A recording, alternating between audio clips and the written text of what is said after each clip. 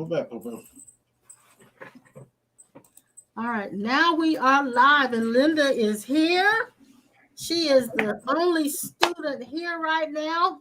Yes. But hey, glad Hey to see there, you. Linda. Hey, Linda. Good to see you, sweetheart. Good to see you. Let's see. I'm trying to get this light right, but I'm gonna leave it like it is. I'm gonna leave it just like that. Let's see here. Well, what you I've been watching a little bit of when you were doing your services and what are you giving me? And so I've been watching you and wait a minute, let me get this straight here. Bishop, you need to give me that hat, man. Send that hat through that screen real quick. Man. That's a bad hat.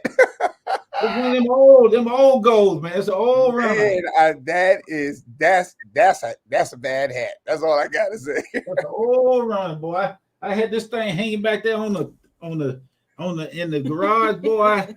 I decided to put it out. I used to wear these things 24/7. I'm almost sleep in it. Man, that's a nice hat. He's always been a hat man. Hat man. I used to have a collection of black ones and the camel hair. I like the camel. I get these hats at the pawn shop. Anyway,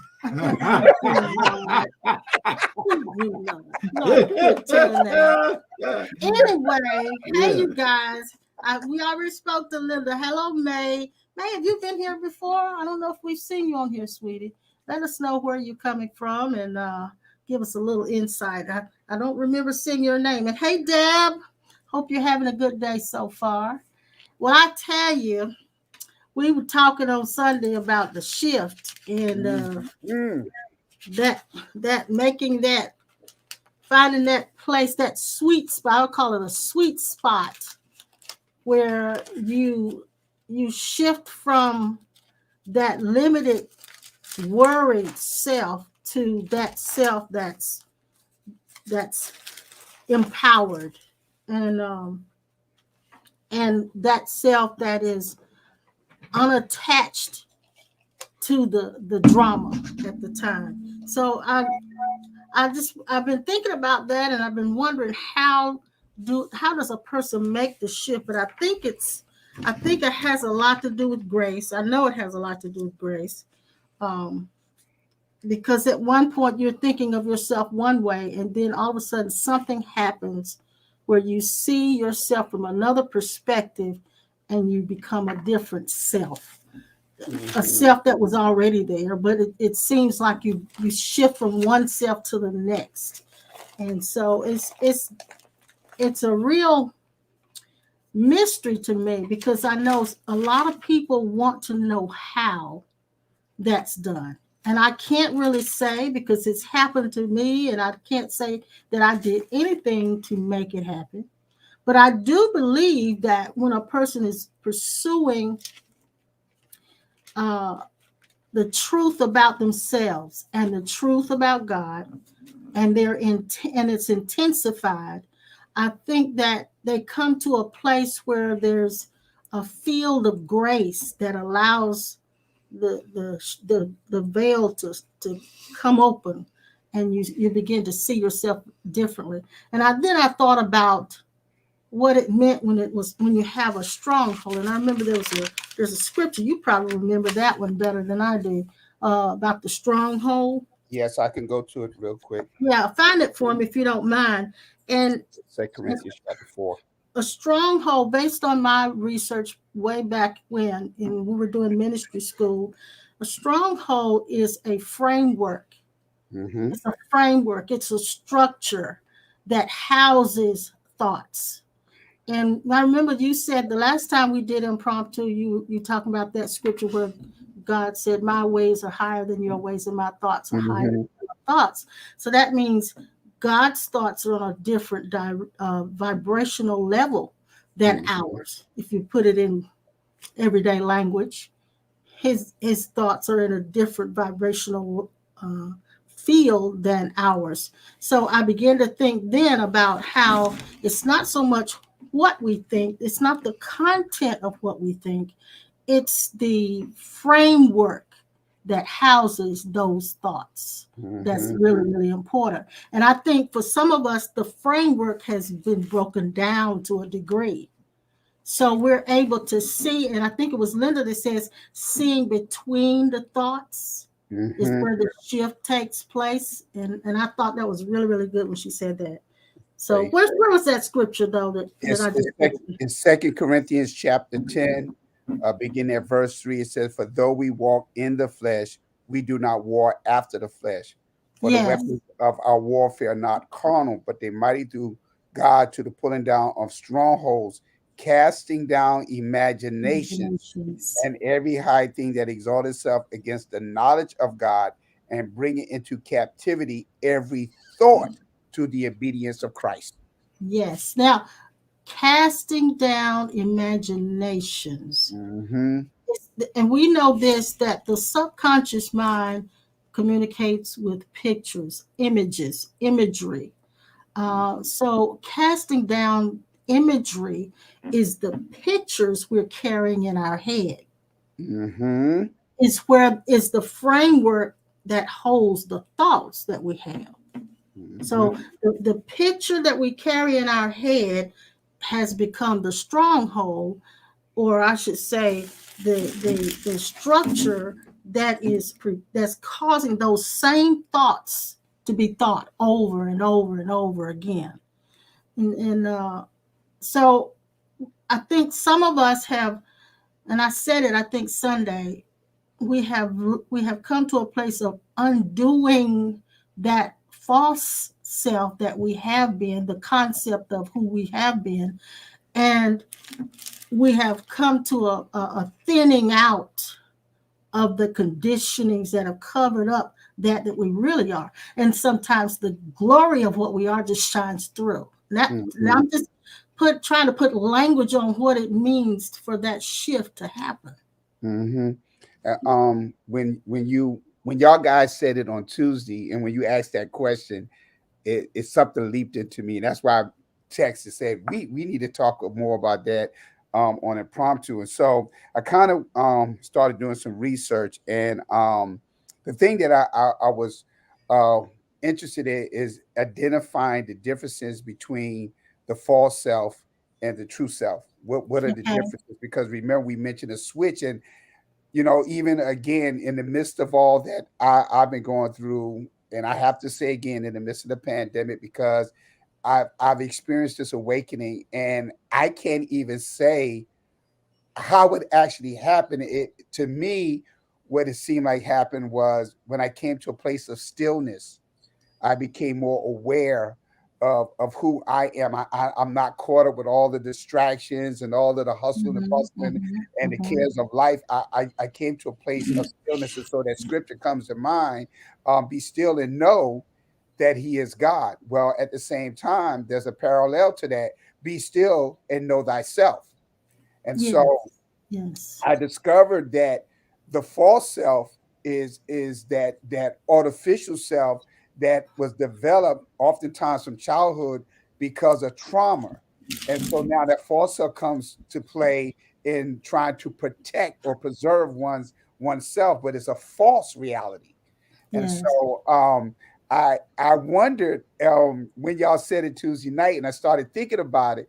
I remember Bishop talking about the inner witness, and I remember his description back in the day about the flipping of the switch. And so Mhm, mhm. when you said that, I was like, when do we know that we flipped that switch? When do we know that we actually transition over to our new self? You can sense it, you are Yeah. aware of it, but it's like you said, it's a mystery. Because if I could discover that mystery of how I actually shift into my true self, or my from my false self to my true self, I want to know how to do that on a consistent basis. And deliberately, yes. Exactly. Do Yes. it Yes. intentionally. And Yes. I'm wondering if it is an actual thing that I'm going to have to do for the rest of my life. It's not so. I think that there is a sweet spot. I'm gonna call it a sweet spot. A sweet spot where we transition from making those flip flops. We Mhm. transition from the place of the fluctuations into I am always there. And but the always there isn't me trying to experience it. I think that's where the problem comes in, is there's a me that's still trying to experience it, when it's the true me that is the experience itself. And so it's hard to put it into words. I want to put what Linda says here. Linda, she's got some good stuff. Linda's been studying the Course in Miracles for years, and she's also now studying non-dual teachings, and it's helped her tremendously to see a lot of the things that we're talking about. She says Rupert, which is Rupert Spira, in case you guys want to know, who's a non-dual teacher. He says, the mind does not have access to this realm of beauty and love, but this realm has access to the mind. Mm-hmm. I like that. I like that. I like that. And that makes sense, because remember a while back when we shared this scenario concerning creation, and more importantly, the creation of man. Man was formed according to the story in Genesis. He was formed from the dust of the earth. We know that represents the body, and God himself breathed into what he formed from the dust of the earth. And the Bible said man became a living soul. So again, you have the physical, which is the, you know, the natural form from the dust of the earth, and then you have God, who is a spirit, put himself in what he formed. He breathed himself into that, and then soul was created. And so that makes sense, because the mind really cannot comprehend the things of God. For even the word said the natural mind cannot comprehend the things of God, for they are spiritually discerned. But for the spirit to operate in this realm, they operate through the access of the mind. Yes. Now, and I think that we are touching on what it is to be an I. When we say I am, what is that I? And I think we're touching on that. I wrote these things down some time ago during my meditation, and maybe this will kind of give us a little more insight. The I itself is not trying to be anything. I is not searching for identity or for anything. I is the stateless state. When I sees, all is known. I is not personal. And I'm talking about the I that we say, I am, that I never speaks of itself. I speaks to I about I. Now, this may sound kind of mystical and abstract, but just bear with me. I am ready for this ghost of Antoinette to disappear. Okay? It's good. When identification is taking place, identification as an I, the I can, like I said on Sunday, this I is a rover. It roams. It goes from body consciousness to mental consciousness to spiritual consciousness. I'm just giving it terminology, but this is the simplest I can make it. So it's a roamer. It's a rover. It can speak from either position, and each position is a different perspective of the self. Does that make sense?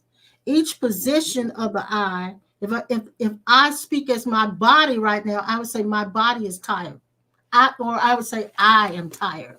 But it's not me who's tired, it's my body that's tired. I'm speaking as the body, so I say I am tired.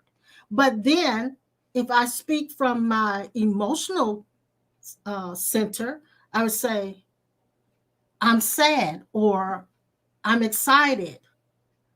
That's the same I, but it's speaking from another center and another perspective of itself. It now becomes what it feels. And then it can say, I am beyond all feeling and I am beyond all pain.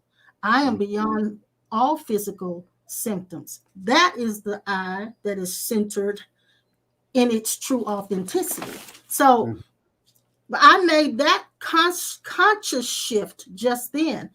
I shifted my awareness or my attention from different centers that the I can roam to. Does that make sense? Well, in essence, it's kind of what y'all been sharing concerning. We know that I is him. If they could catch that, I is him. And when you were sharing that, let's think about again the conversation that he had with Moses when Moses asked him the question, well, when I go, who should I say sent me? Mm-hmm. And he said, I am that I am. And then he goes on and say to them, tell them I am, which means he just took on Moses himself. He became the embodiment of Moses at that particular time. And so if we understand the I, as you were saying about feelings, the true self or the I really does not react to out external forces. When it's operate in its complete self, it does not react. It just is. It is, and then I want to put up some of the comments because these are some good comments coming in. Kim says, "I feel it happens when we just be with no reaction to the human experience we are in, and if there is a reaction, is all positive and unconditional. And what you're noticing, Kim, is what happens after you've made the shift. Because after you've made the shift, there is just a being with no reaction. But before that shift, there is a whole lot of reactions. And so you're noticing what has happened when you've already made the shift. So let me put up what Buzz is saying. He said, one time I was lying in bed and started laughing uncontrollably because I wasn't thinking about or identifying with anything. And I like that, Buzz. That's great. I was in touch with my essence. I had little tears of joy too. Yes, that's exactly right. So you knew you had made that shift. But and I don't know if we'll ever have the clue as to how to make it happen, because I think it's an actual dissolving of the one who wants to make it happen that makes it happen. Exactly.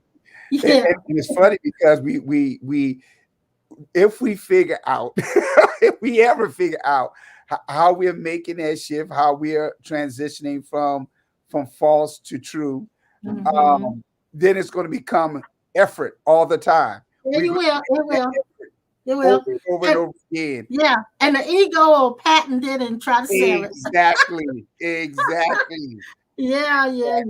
You're right about that. Buzz also said, Rupert also said, being aware is the only thing that requires no effort at all. And that's true. And it's being aware of being aware is where is where I've made the shift before, where the shift has taken place for me. And I wrote this down. Identification. Well, this is when I was questioning this. It's been way back years ago. I said, when identification is taking place, a signal will alert the I. The signal alerts you that you're speaking from this place or you're speaking from that place. And that's where my honey bun here talks about your discernment becomes very, very keen. It becomes very, very keen, and you begin to actually, as Linda said, see or feel the space between the thoughts. And Buzz evidently has seen, you guys that have experienced this, you've actually reached that place between the thoughts. I heard Eckhart Tolle say it like this. He said, the space, God is like the space that everything is in. If it were not for the space that we have, there would be no place for all of these objects to appear. Exactly. So all of these objects appear in God. God is the space. And that's why I always ask this question as an analogy. What's the most important part of a pot? It's the space inside of it that houses whatever you're going to cook. Exactly. So the space, the emptiness is where the vastness is. It's where the vastness is. It's where the stillness is. It's where the in the Old Testament, when it talked about the Holy of Holies, it was the darkest spot of that sanctuary that they built in the wilderness. where God was supposed to come down on the mercy seat. It was no movement there, no light there, no thing there in that space. And so it's the place where nothing is happening. No thing is happening.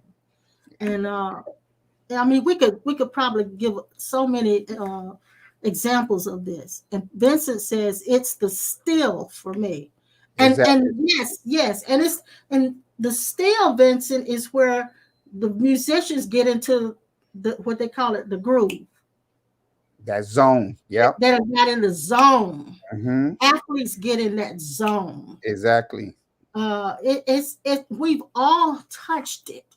Mm-hmm. And all had a chance to experience it. In fact, I think a lot of people who do daredevil stunts and things like that, they do it because there's a place, a sweet spot where their mind goes offline and they're just being. That's what exactly what I was getting ready to say. It's that place where you're not. It's when you're in the zone. It's not even thought anymore. You're not even thinking about what you're doing. And like you said, with athletes, being part of that community as well, I can truly say there are times when, whether I was playing baseball, basketball, whatever, lifting, I could tell where I hit my sweet spot, and it was where it was like I emptied myself. And if I be honest, it's almost like an out of body experience where you're looking back and seeing the exploits that you are doing, what you're doing at that time, and it's a peaceful place. It's a very peaceful place, just like Vincent said, a stillness. And so that's why I can say, and I was sharing this I think last night, where it's funny. I don't even want to use the word of dilemma. I'll just say at a crossroad, but I know either way I go is going to turn out good. But the thing is that the conflict has been, or the struggle has been, now that I experienced such awareness because of the stillness of what I've been going through. Now that other part, which I know is the false self, keeps wanting to get so involved and take me back into the place of the cares of life. Oh, I got to do this. I got to do that. Again, being a pastor of a church. And it's like, I don't even want to even be involved with that. I've come to the place where I enjoy nothing. Not doing, you're enjoying, literally.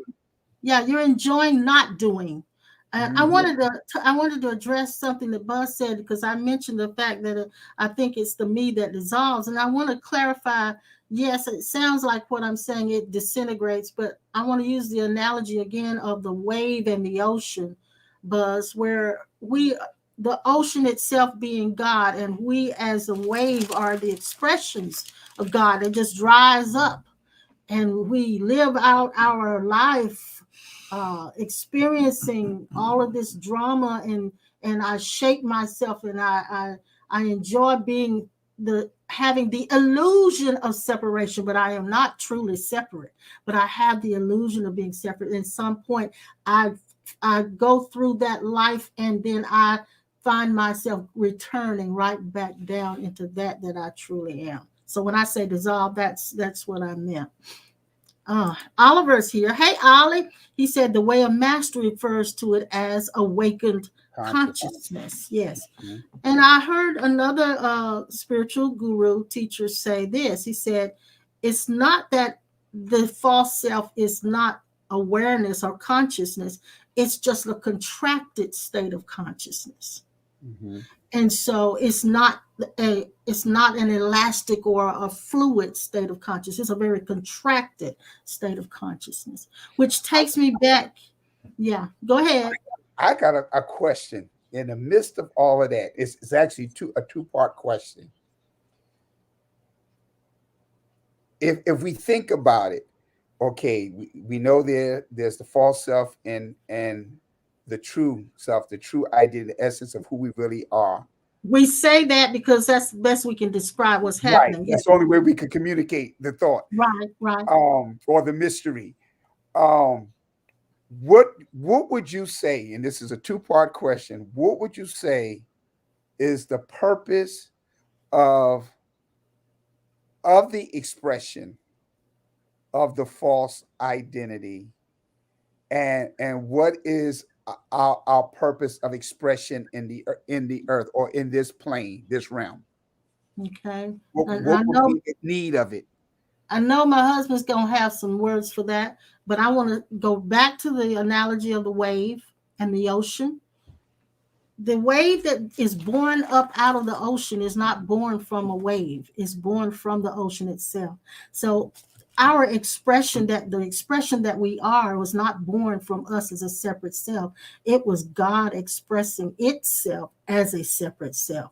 And God expresses itself as all of these myriad forms and enjoys the adventure of life and experiencing all of the adventures. And it then, when it's saturated with all the experiences, it goes right back into its stillness. Does that make sense? Yes, Okay. that's good. That's good.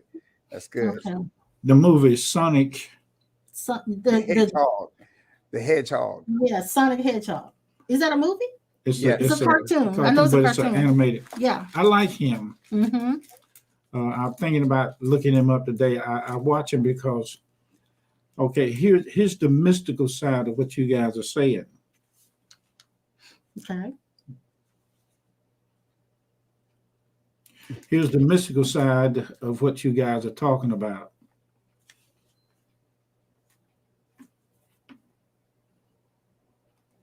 Here's the mystical side of hitting the switch.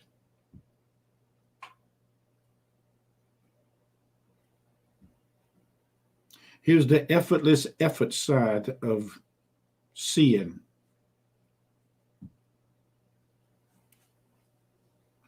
Stillness speaks.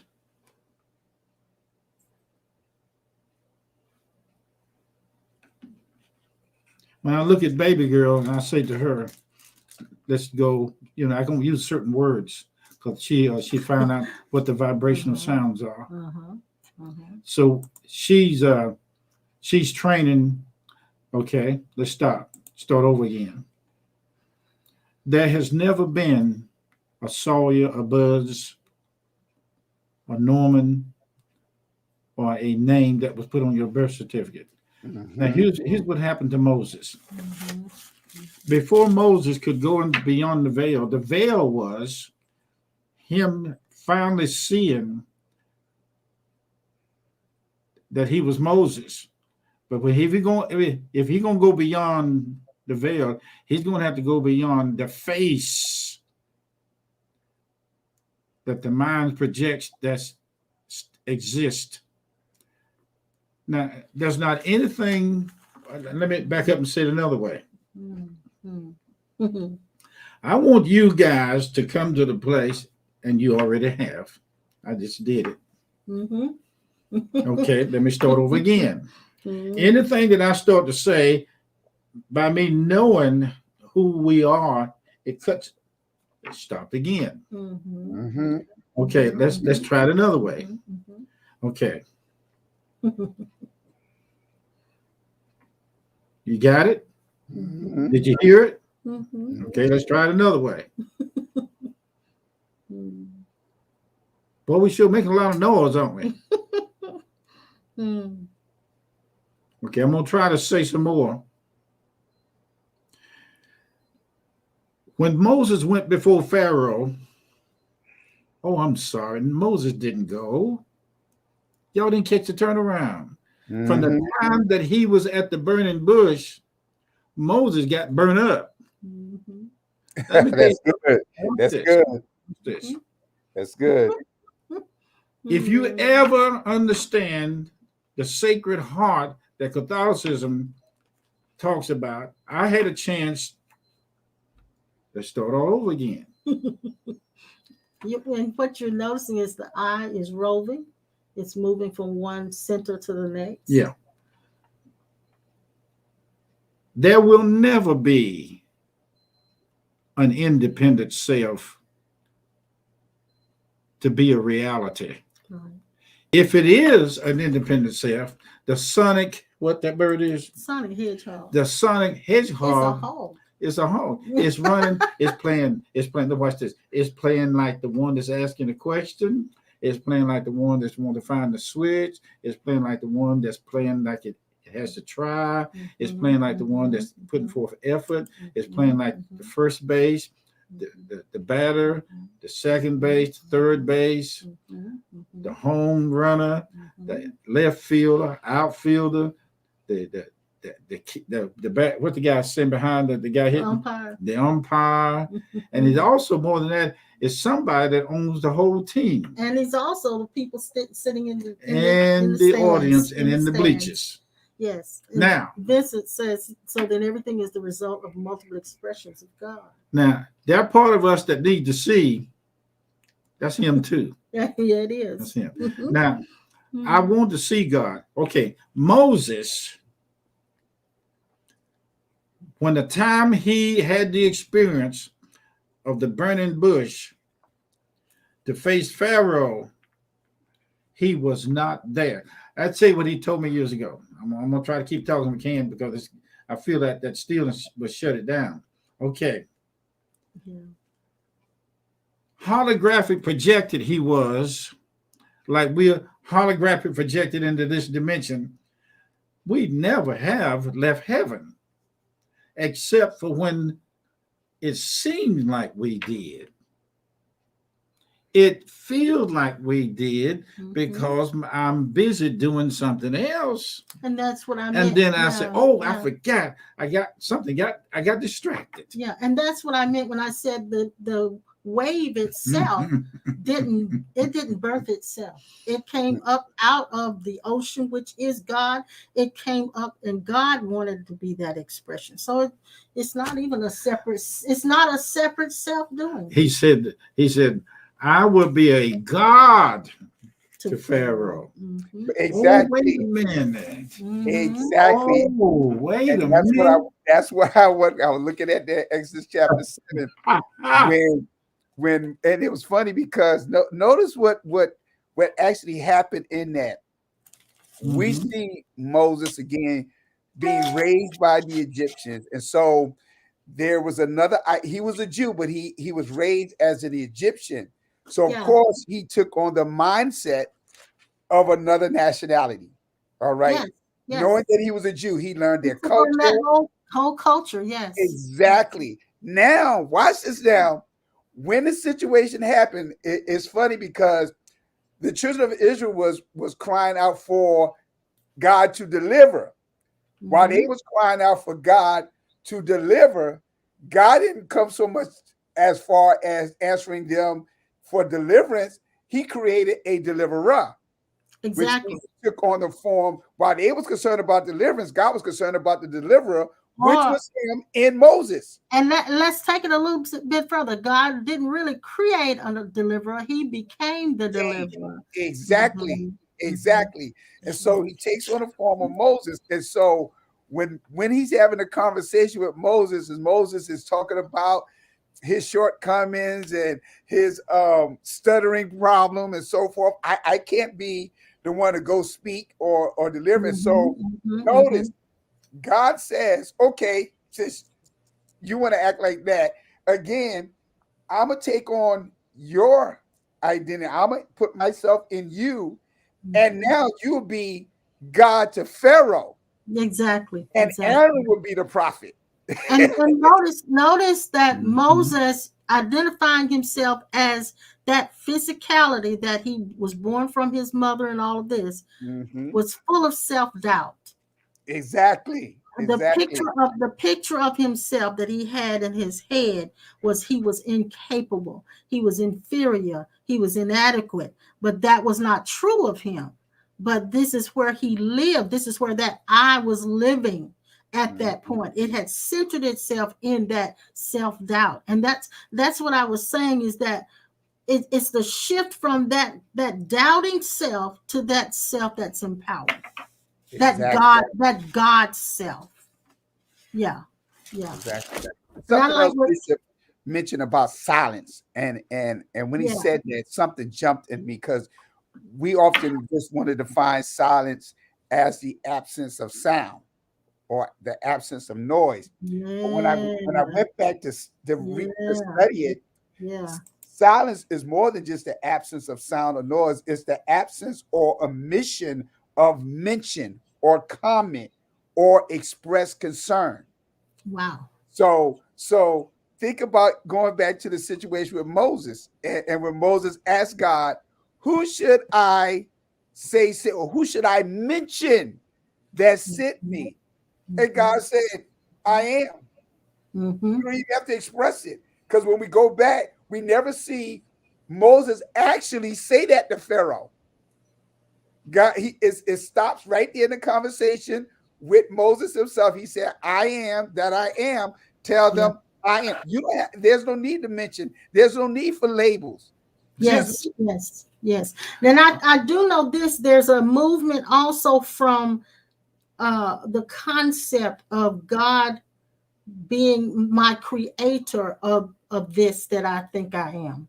Mm-hmm. There's a movement from that into knowing that it was God that is that I am. And that, now I think that's what Linda's mentioning, and that's what I'm trying to say when I talk about the wave. The separate self is an idea in the mind of God. So it's God that decided to have an expression as that wave.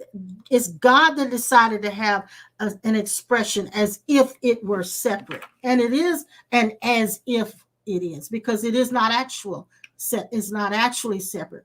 God is not one we travel to, but where we travel from. So it's the same analogy of the wave coming up out of the ocean. We move from that ocean, but the we that's moving from the ocean is the ocean itself. God cannot engage himself. Yeah. Because he's the engaged. He is the engaged. Okay. Yes. Here it is. Here it is again. Now watch this. My Lord speaks unto my Lord. Mm-hmm. What causes the generational family curse is that everybody's seeing themselves there you go as their parents, as coming from their parents. Yeah. And who is my mother and my father? As now, coming from them. Okay, here it is. Moses came from the bush. No, Moses never left the bush. That's why his face was shining. Mm-hmm. Moses got burnt up. Moses became the bush. Thank you very much. Moses now, was the bush. I'm not saying this to be mystical. I'm saying this to you because that's the way you see it. This is it. Now, watch this now. Watch this. Let bygones be bygones. Let the monkey sit in the tree. Stop trying to get him out of the tree. It said decrease and increase. Stop trying to find. Stop trying to get the monkey to see. That's right. Or the monkey to make the shift. Or trying to get your mind to understand the heart. Exactly. That's funny. Y'all made me think about see no evil, hear no evil, the monkey speak no evil. I think what we're touching on is the fact that we all in our humanity are trying to get the monkey to make the shift. And the monkey's not going to ever make the shift. Oliver asked this question: can you say that expression is extension? Absolutely. It is. It's an extension of God. That wave is an extension of the ocean. It is the ocean itself. Go zero. Well, going back to the waves, the waves are created because number one, it's created through energy. Because the ocean is never still. It's never still. And so on the surface. Yeah, exactly. On the surface. Yeah. Deep down, there's constant motion. And so that wave is birthed or created out of that energy that's in the center or somewhere sub below. And then it manifests again as a wave upon the shore. And then it goes back. But think about what you guys say about the vibrational self. It's constant. It's always in motion. Even if it's in one spot, there's constant motion. And so if we think about that dealing with the spirit, that's how things are created through the vibrational self. Let me tell you this right quick. I'm gonna tell you this for a slip to mind and get through. When he said, "The voice of the Lord walked in the cool of the evening," that was Adam. Oh, I'm sorry, that was us. Okay. Before Moses could go through that veil, or before Moses could come from the burning bush, God had to do plastic surgery on him. Awareness reveals plastic surgery has already taken place. You will never look like the lie that's been told once you see it. And the monkey will never get there. If it's say, for instance, nobody needs to see anything. Let the monkey be up there. Let the monkey show his tail. I got you. But now I guess we're trying to tame the monkey. Ooh, yes. And the truth is, I think I want to mention Byron Katie, who is another spiritual teacher. Her form of communication regarding this that we're talking about is bringing the mind home. And so she has a book calling The Mind at Home with Itself. And so what we're seeing is the question that we have about the shift and how to make that shift, all of that we're asking is actually the mind that is tired and it wants to rest. And so it's looking for answers as to how it can lay down and rest as well. And so while it's good to say, well, we can let the monkey stay in the tree and we can just let it be and we're already that doesn't satisfy the mind. So the mind, if we're going to bring the whole being into this, we are going to have to bring the mind into rest. And the mind will come into rest, but that's what we're actually talking about. Here's the metaphor again. I lived in a house in Winston, and they were clearing some land next to where we lived on Ogden, Middle Springs in Winston. I had a chance, and y'all heard me talk about, see a D9 versus a D11, D10 Caterpillar tractor. One morning it was real cold, and I wanted to find out how are they going to crank this tractor up. Now, this goes over into speaking in tongues, praying in tongues. If I pray in tongues, my spirit prayeth. If I pray or speak in tongues, I edify myself. He said, if I do it, if I don't do it as the private devotional self, I can do it or not do it. God doesn't make me do it. Okay. I saw him out there, and they said that it was cold, and he had his coat on. They got him on that bulldozer, big old monster looking tractor, and he pulled something. He pulled something on the one to turn the key, and a little buzzing like motor, like you would hear in a little motor come on like your ceiling fan in your bathroom. You know? And they just and it's a little heater. It's a little heater, and it was heating up the diesel fuel. Now the diesel fuel is always there, but you can't use it if it's cold. So that's the reason why we have music in the church and people shouting, and they got the Spirit of God to come on them. They want the diesel fuel to be heated. And what happens if somebody's heated fuel or diesel fuel is already heated? They start shouting, and it lights the pilot light. See, the pilot light in every man, the pilot light in every man ain't supposed to go out. It stays on. That's the eternal flame. Yes, the eternal flame of the pilot light is the eternal spirit that is God in the pilot. I heard down in the depthness of my spirit the pilot light flickering and the wind of God in that small steel plate flickering that light. And then he pulled that lever. Then after he got to let the fuel heat. If he pull it, I seen pull it, and the big 16-cylinder diesel motor start puffing black smoke out. Puff, puff, puff, puff, puff, puff, puff, puff, puff. And he turned the pony motor off, and the diesel motor stopped. The diesel fuel was not hot enough. So he had to wait a few minutes and pull that little pony motor up again. If I I will pray. I will my reconnaissance. Yes, yes. If I don't do it in my private devotion, it won't get done. So he waited and he used his power of choice. Yes. And when he pulled it again, it went puff, puff, puff, puff. You know, in the classification, y'all, the engine diesel train, they never cut those engines off, because if they do, they're gonna have to go through a whole lot to get them started. 15 or 20 batteries it takes in those trains, 2,700 horsepower.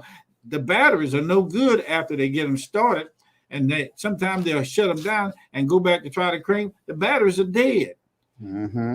All the stuff that happened to us in the past as schoolers will no longer be used as a story once we make the final transition. I'm sorry, we don't make no transitions anymore because we don't exist. There is no more traveling to the other dimensions when we don't exist. The only thing that exists is that to believe that there are other dimensions that we travel to. I'm sorry, I just killed you, kicked you out, and you're going to have to come back home. Okay, play the game. You there. You seem to be 2 or 3 people. You seem to have desires and wants. That's all right. You know better. God knows better. So that means this. God is watching Moses from inside himself. Yep. As Moses get closer to the veil, ain't no doorknob on the veil. There ain't no key to the veil. There ain't no crack in the veil, and he can't slip under. I saw one time where somebody was trying to come on the left side of the veil and get behind that illegal. Yeah, exactly. So the only way he can get through that veil is to change the face. Well, he can't change himself. He can't kill himself. All he can do is initiate the pony motor. Take the VIA together along with procedure to get to the veil. By the time he get there, he ain't Moses no more, because Moses can't get beyond the veil, because if he did, he would really mortify himself. If you through the Spirit mortify, meaning put yourself in the mortuary state of embalming fluid, you are a dead corpse. Yes. So Yes. So if I bring that all the way back, Lord have mercy, to practical terms, what you just said, which is beautiful, what you just said, is that the practice of being still is what brings you into more of that seeing. You ain't gonna get through the veil unless you do it. And let me tell you something. That's right. Let me show you the mystery behind this. God is in the outer court and all the camps, and can't nobody see him. Moses didn't even understand the mystery behind why he went in there and come out of his face glowing till somebody looked at him and dropped to their knees. Now, my Lord speaketh unto my Lord, Pastor. Yes. I'm speaking to the Lord. Oh, I'm sorry. The Lord speaking to himself. There will never be a 12 apostles and 12 disciples once you see God face to face. And for some of us, I'm go back to the analogy of the wave.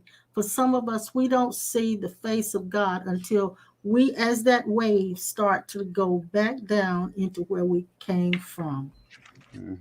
And so realizing that what we came from is where we go to, and that there is no movement, actually, there is no going away from. Never have ever been away from. And and I remember in the case of Moses, when he had become the burning bush, and he had the children of Israel, they were headed across the Red Sea to the Red Sea, and they were there at the Red Sea, and they didn't know how they're going to get across. They all began crying out to God, which is what most of us Christians do. We cry out to God. Most of us humans do when we're afraid. We cry out to God to please set us free. Please deliver us. Save us. Save us. And God's response to them was, why are you crying out to me? Raise up your rod. So he began he began to tell them, and in that statement says to them, the power that you think I am is what you are. Exactly. Exactly. Use it.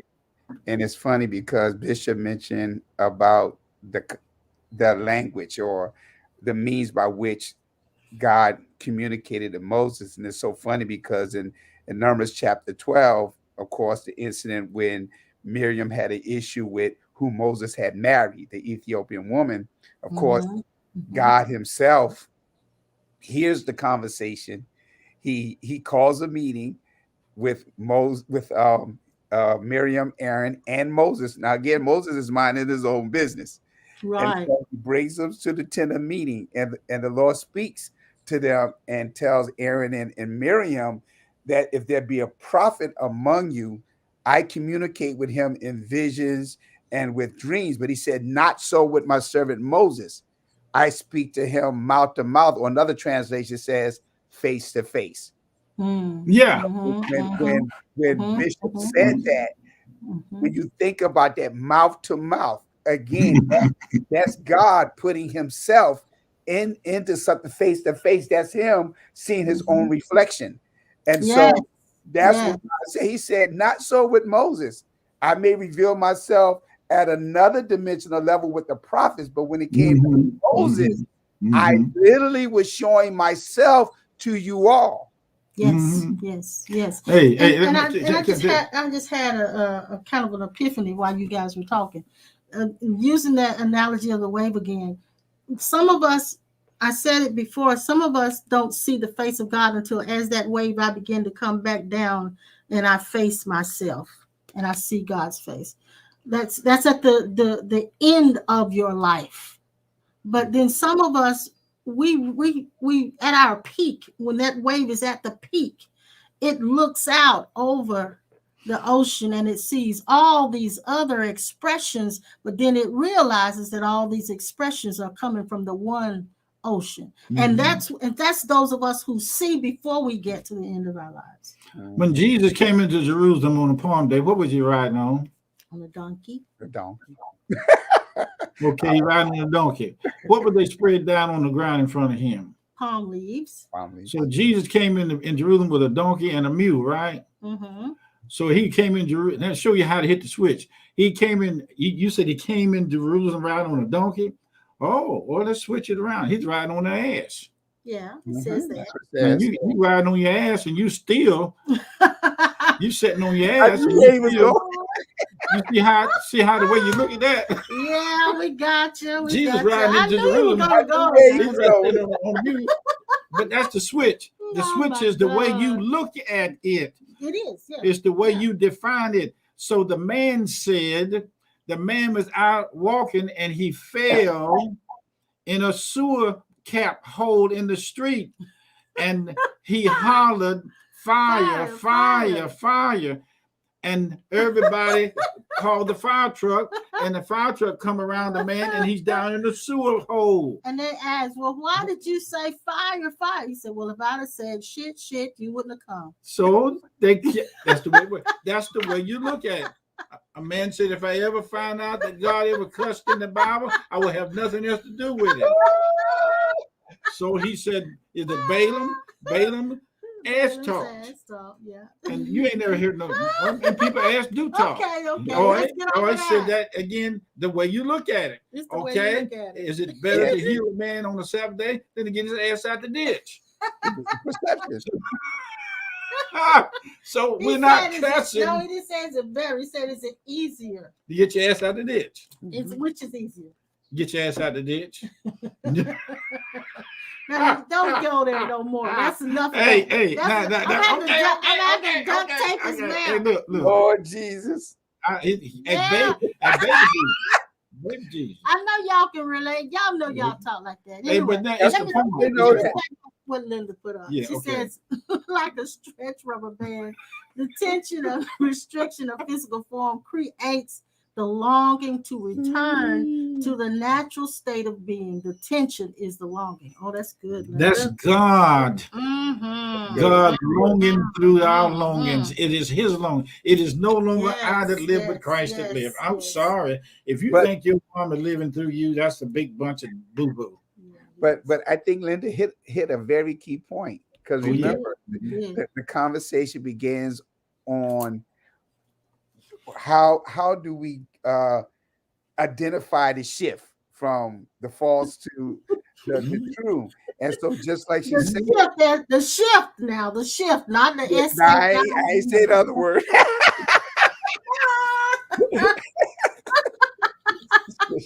We kind of gone off And so off track here a little bit.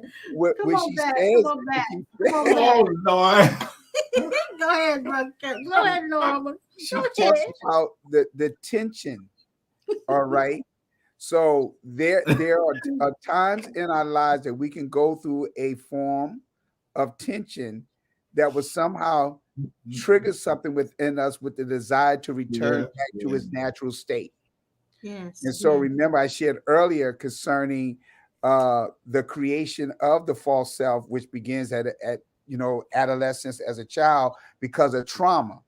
And so I believe there's certain events that we encounter unknowingly. Again, the awakening of the subconscious, unknowingly, that causes us to do exactly the description that she gives concerning the rubber band. There's certain things that just would push us or force us unknowingly again into that shift. And then it's like, how did I get here?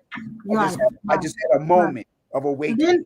And then there's the other bigger picture that we didn't even talk about, the previous lifetimes that we have lived, where we evolved, what level we evolved to at that lifetime, and that prior lifetime is where we take up from in the next one. So it's like, and I heard a spiritual teacher say this. He said, how many suits will you discard before you come into the place of knowing who you truly are? Exactly. How many suits will you have discarded? And so I feel like those of us who are talking this talk and knowing what we're knowing, it's because we have discarded maybe millions of suits to get to where we are now, to come to this recognition and this realization. So it is like a rubber band. It's like it pulls you right to it. And I think this too. I think that the shift that is taking place is happening more so too, because I think in the planetary, if I speak of God in the aspect of planetary movement, the pull to awakening of the globe is stronger, and we're closer to it, and it's happening to more and more people now. Because when we first born and come into this earth, nobody was talking this. Nobody was talking this. We didn't hear anything like this, did we? Not at all. And so here we are, 73 and 74, and this stuff is, everybody knows it now. Everybody's talking it. So it's a pull, that the gravitational pull has gotten stronger. Well, it's funny because when I woke up this morning, I was drawn to Matthew 24, and concerned when the disciples asked what would be the signs of the end and so forth, because I was just watching the news early this morning concerning the shooting, school shooting in Michigan. And so when I read that and I went back to kind of dissect it, the statement that Jesus said these things must happen. That's the thing that caught my attention. These things must happen. And so just like you just said, there is something that is happening around the universe that is somehow pushing us into that point of awakening. Even the scripture says creation itself is waiting, travailing for the manifestation of the sons of God. And so it's like certain things are happening and events are occurring that is going to be used as an escort to lead us right into our true selves. And it goes right back to what you said. It's a different way of seeing. It's and you see differently when you when you change your position. So shifting your position, shifting your perspective is what causes your seeing to change. Mm-hmm. Well, we understand you can watch now with the heart. You can see now that what's different about you now is that you don't look at things the way you used to. Exactly. And ain't no use you looking at the way you when you were 16. Yeah. At 74 and 80. But the transition will bear upon you a grief and a burden for the human sake of making a transition. And just hold on. Sitting on the dock of the bay, watching the changes make a way. Sitting on the dock of the bay, waiting for change to take place. That's it. That's it. I'm going to hire him to be my praise and worship. Yeah, there you go. What a way to end this broadcast. Encore. There you go. See, now put that on the number one record right there. There you go. Oh my Lord! I told somebody that loves us. Oliver loves us. He tries to push us forward all the time. He says we're so authentic when we're on our live streams. I said, yeah. If we ever get famous, it'll be for not being professional. But see, that's again something I said concerning you guys that I really admire, and all of these who are connecting with you guys. The freedom, something that has been held back from us, just being who you really are and being comfortable with self, not trying to put on a performance, not trying to please other people's perceptions and opinions. When you just be, that is a place of happiness that is unexplainable. It's joy, and it really is joy. It really is joy. And we want everybody to be as free as we are. And like I said before, we never come saying what we have to say is gonna set you free. We are here to tell you that you're already free. And thank you guys so much for tuning in to us. This is a perfect way to end the session. We have so much fun in these sessions, don't we? Yeah. Oh man. Yeah, thank you for helping us out. This says real talk. That's exactly right, sweetie. Yep. Just grown folks talk. You remember now. You remember what Pastor said. It's easier to get your ass out the ditch. Yep. Or to heal a man on a Sabbath day. Hey, everything is okie dokie. Going forward in the power of awareness of consciousness. You know, somebody said you don't have to do a thing. Yeah. Don't have to do a thing, but just look at it, see it when it makes changes. Don't let it pull you on your last little bitty nerve. Go ahead and put your shoes on, and you know what? You don't need to worry about walking outdoors too long with no shoes on. You're gonna find out that there's a rock out there got your name on it that you're gonna step on. It'll make you go back in the house pretty soon and put your shoes on. God is the shoes, he's the feet, he's the sidewalk, he's the rock. He's the rock that causes you to wake up and make the seeing change. Yeah. Oh, we love you guys. We could go on and on forever, but we're going to take off here. And I'm saying sayonara from the Sawyers. And happy birthday. Pastor Merry Christmas and happy Easter. Happy holidays. Happy Turkey Day. I meant we're gonna have to start pausing for a minute for these holidays. We get that turkey. We get silence for that turkey that died that we might live.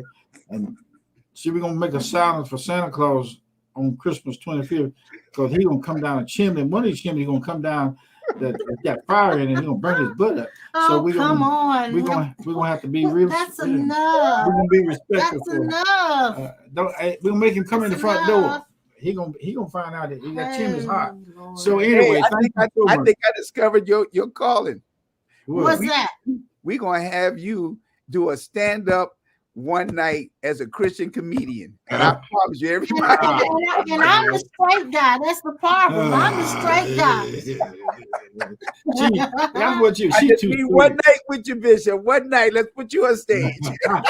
I bet he'd clam up. I would. Clam up. I mean, I just don't do that all the time. I just do it as I go. I mean, I find a place where it's needed. You know what I mean? Well, But it's a very, very interesting thing to see how God works in fun and happiness. Exactly. Yes. Now Yeah. we gotta go. She's serious. We gotta She's go. serious. We gotta go. Okay. Hey, you girls and boys and super dudes out there. Let's continue on walking this pathless path. You gonna give me a 10-second? Oh, okay, go ahead. Bye, Majori. Bye, Diana. Gonna meet you one day, sweetheart. Bye, Vincent. Bye, Ollie. Bye, Kim. Bye-bye. See you guys later. Bye, Linda. She may be going to work already. Yeah, she gone. Yeah. Bye, Bye, Buzz. Oliver J. May, Bold Girl. And May, that's Frenchie. Okay, Yeah, that's Frenchie. Yeah, Frenchie. And Kim, we'll see you guys later. Yeah. Bye-bye. Bye-bye.